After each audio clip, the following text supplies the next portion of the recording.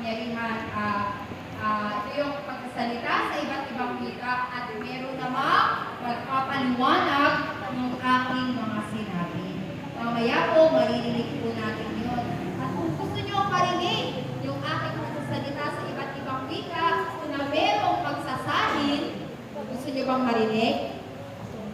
Ha? Yes. So, tatawag po tayo ng interpreter. Please. Sino po ang available? Available. Available na interpreter. Tayo po mga kapatid, mamaya hihingin po tayo ng tawag dito, interpretasyon para po kung sino na ituro natin, bigla na lang kayong tatayo. Amen ba?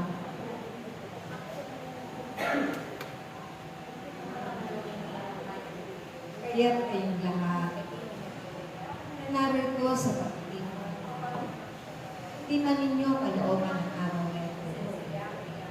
Makarinig ng mga salita na mabubuti na nagmumula sa katawan ng Diyos. Ito ang kanyang kalooban. Kung bakit kayo'y nakinig sa mga upuan niya. Kaya't napakapalad ninyo ang aking mga anak.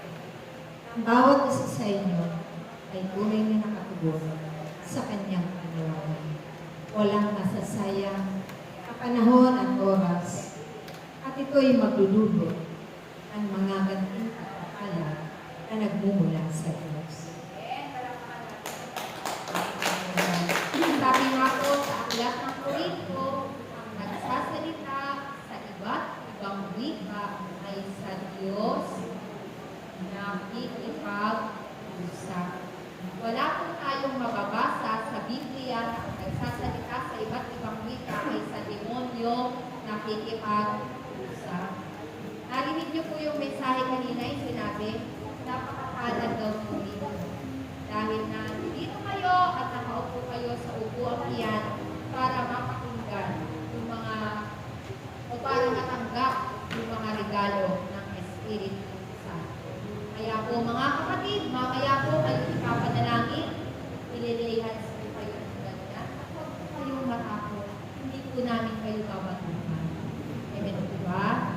Ililihan po kayo para yung kapangyarihan ng Espiritu Santo anuman yung paloob sa amin ng Espiritu Santo sa pamamagitan ng pagpatok ng mga kamay ng mga kapatid mamaya at kapag ito po ay dumaloy sa inyo, praise the Lord, kayo po ay pinapalooban.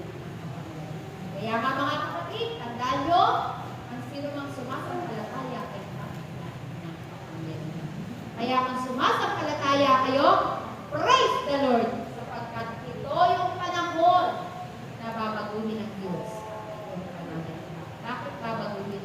Kasi ang gusto ng Diyos, tayo daw pong lahat ay magsama-sama, magpupuri at magkakaisa, maglilingkod kay Ama Yahweh.